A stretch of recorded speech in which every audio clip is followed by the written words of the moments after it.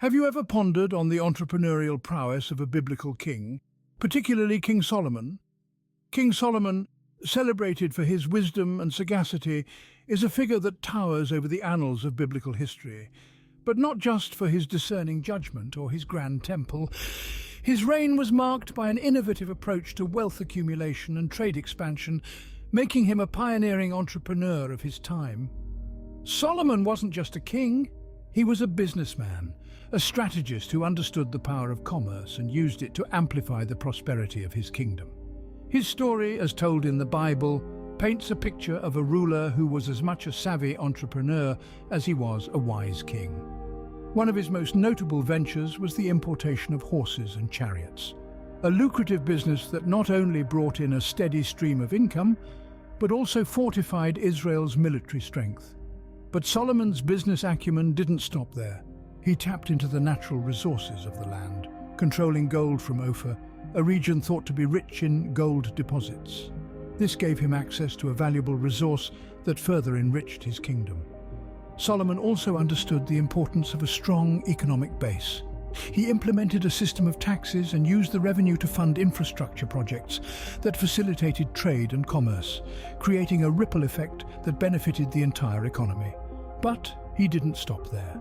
Solomon knew the power of collaboration. He formed alliances with other kingdoms, expanding markets and partnerships, thereby opening doors for international trade. And let's not forget his building boom. Solomon undertook massive construction projects, creating jobs and stimulating the economy. The building of the first temple in Jerusalem was not just a religious endeavor, but an economic one, attracting trade and enhancing the kingdom's prestige. King Solomon, a man of wisdom, was not just a ruler, he was a pioneering entrepreneur of his time. His innovative strategies and keen understanding of commerce transformed Israel from a primarily agricultural nation into a regional economic powerhouse, leaving a legacy that continues to inspire future generations. Imagine a time when horses and chariots were the equivalent of today's luxury cars and military tanks. This was the world of King Solomon, a shrewd entrepreneur who knew the value of these prized possessions and the impact they could have on his kingdom's wealth and military strength. Solomon's business acumen shone brightly in his venture into the horse and chariot trade. He established a network that spanned Egypt and other regions, importing these valuable assets into Israel. Horses were more than just status symbols or means of transportation in those times. They were essential commodities for warfare, their speed and power unmatched on the battlefield. Chariots, on the other hand, represented the pinnacle of military technology, providing a strategic advantage in combat situations. By controlling the import of these crucial resources, Solomon was playing a high-stakes game of chess, positioning his kingdom to be a force to reckon with. He was not just importing horses and chariots, he was importing power, status, and security. Every horse and chariot that entered his kingdom's borders was a testament to his strategic foresight, a symbol of his kingdom's growing strength. But this venture was not just about military might, it was also a lucrative business that brought a steady stream of income into the kingdom's coffers. Solomon understood the economic value of these assets and capitalized on it. As the demand for horses and chariots grew among neighboring kingdoms and allies, Solomon found himself at the helm of a thriving trade network. This venture was a masterstroke of strategic thinking and economic planning. Solomon tapped into a market with high demand, controlled the supply chain, and reaped the financial benefits. His strategic control over the horse and chariot trade was more than a business venture. It was an investment in his kingdom's future, strengthening its military might while enriching its economy. Through this venture, Solomon not only ensured a steady income but also fortified his kingdom's military prowess. His story serves as a timeless example of how strategic thinking and wise leadership can transform opportunities into success. Gold, a timeless symbol of wealth and prosperity. King Solomon, the shrewd entrepreneur of biblical times, knew this all too well. His control over the gold from Ophir, a region teeming with this precious metal, is a testament to his keen business acumen.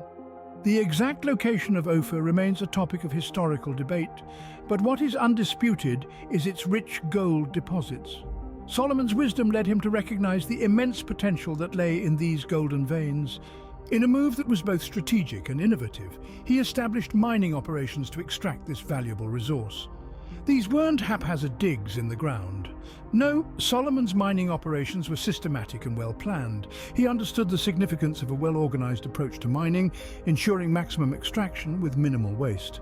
This isn't just about digging for gold, but rather it's about the strategic exploitation of a natural resource. But Solomon didn't stop there. He didn't merely hoard the gold, he put it to good use.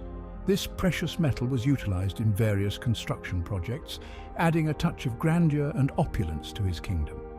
Gold was also used to craft exquisite ornaments, showcasing the artistic talents of his people. Furthermore, it played a pivotal role in international trade, serving as a universally accepted medium of exchange. In some instances, Solomon may have opted for trade agreements instead of direct mining. These agreements would have given him access to the gold of Ophir, without the need for direct involvement in the mining process.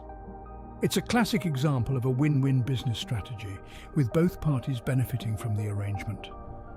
By tapping into this natural resource, Solomon was able to further enrich his kingdom.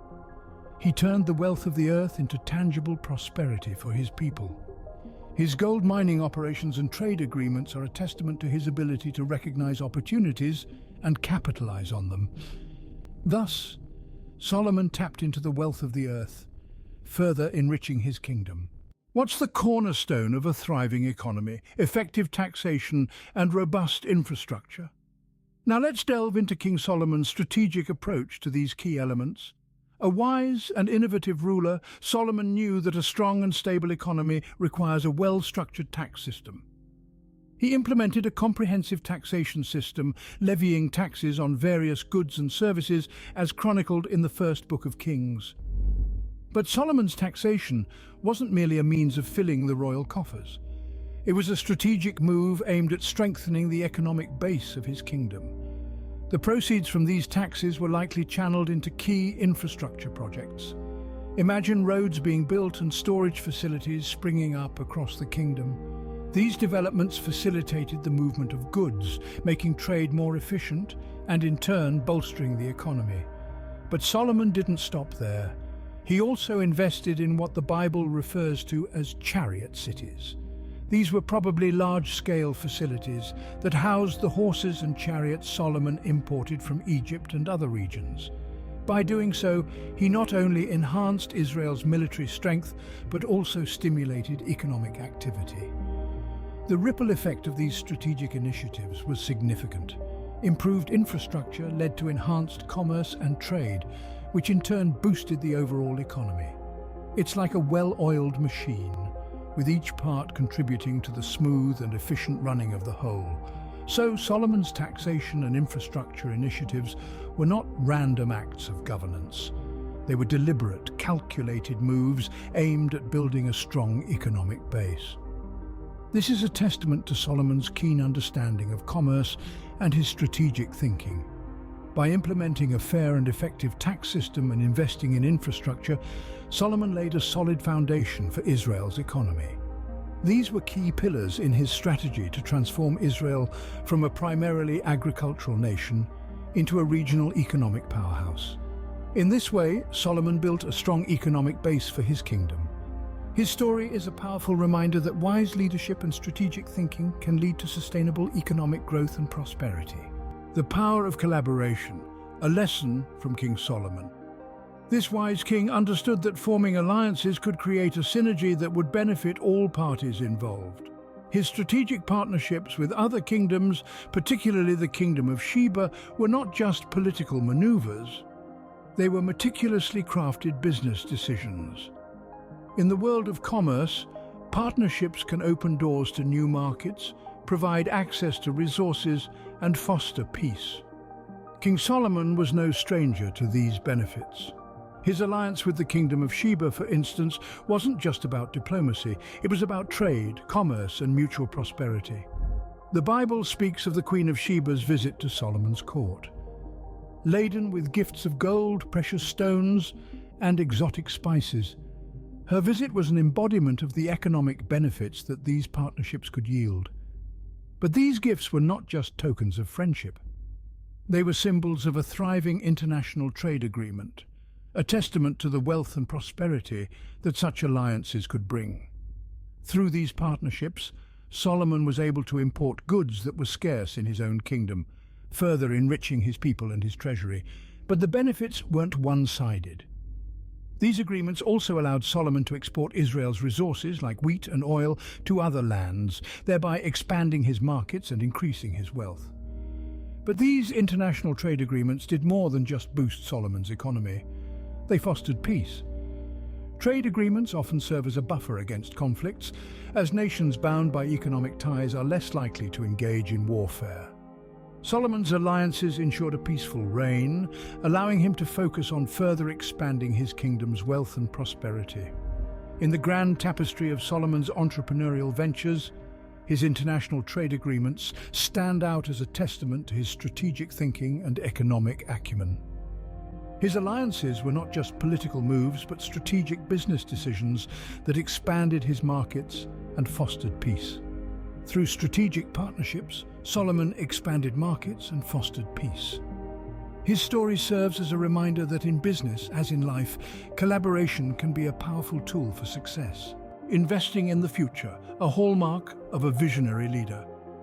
King Solomon, in his entrepreneurial wisdom, understood the power of investing in large-scale construction projects. These projects weren't just about building structures, they were about building a future for his kingdom. One of the most well-known of these projects was the construction of the first temple in Jerusalem. This grand temple, often referred to as Solomon's Temple, was not just a place of worship. It was a symbol of the kingdom's prosperity and cultural significance. But the impact of such a project went beyond symbolism. The construction of the first temple required massive amounts of resources and labor. The procurement of these resources stimulated trade, as materials had to be sourced from different regions. The labor force required for such an endeavor created jobs, putting money into the hands of the people and boosting the economy. Moreover, the construction of the temple increased the grandeur of Jerusalem, making it a city worth visiting. This attracted more traders, more tourists, and even more inhabitants, further stimulating the economy and turning Jerusalem into a bustling hub of activity. The temple wasn't the only construction project Solomon embarked on. His reign was marked by a building boom with the construction of palaces, fortifications, and cities.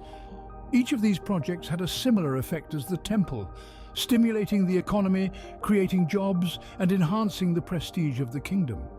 But these projects were more than just economic stimulants, they were investments in the future. Each structure built, each city established, was a step towards a stronger, more prosperous kingdom. They laid the foundation for a thriving economy and a vibrant culture that would last long after Solomon's reign. With such visionary projects, Solomon not only enhanced his kingdom's prestige, but also stimulated its economy. His understanding of the long-term value of these investments is a testament to his entrepreneurial wisdom and a lesson for future leaders. What can modern entrepreneurs learn from a biblical king? King Solomon, a figure from antiquity, was not just a wise ruler, but a shrewd entrepreneur who understood the intricacies of commerce. His legacy is one of wise leadership and keen business acumen, transforming Israel into a regional economic powerhouse. One of Solomon's most notable ventures was the establishment of a trade network for horses and chariots. Not just symbols of status, these were indispensable for warfare and transportation.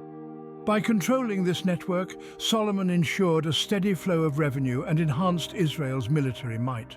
Similarly, he capitalized on natural resources, tapping into gold mining operations. Regardless of Ophir's exact location, what's clear is that Solomon had access to this precious resource, using it for construction, ornaments, and trade, thereby further enriching his kingdom. Effective leadership also requires a strong economic base, and Solomon understood this. He implemented a system of taxes on various goods and services, likely funding infrastructure projects that facilitated trade and commerce. This created a ripple effect, benefiting the entire economy. Recognizing the power of collaboration, Solomon formed alliances with other kingdoms, notably the Kingdom of Sheba. These alliances opened doors for international trade, exemplified by the Queen of Sheba's visit, laden with gifts, a clear testament to the economic benefits of partnerships. Solomon's entrepreneurial spirit extended to massive construction projects like the First Temple in Jerusalem. These projects not just enhanced the kingdom's prestige, but also created jobs, stimulated the economy and attracted trade due to the increased grandeur of the city.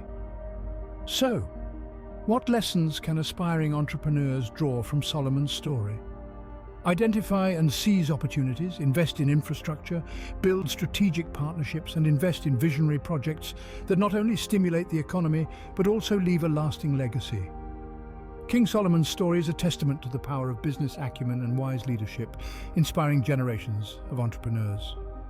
His legacy serves as a reminder that wisdom and entrepreneurship can indeed go hand in hand.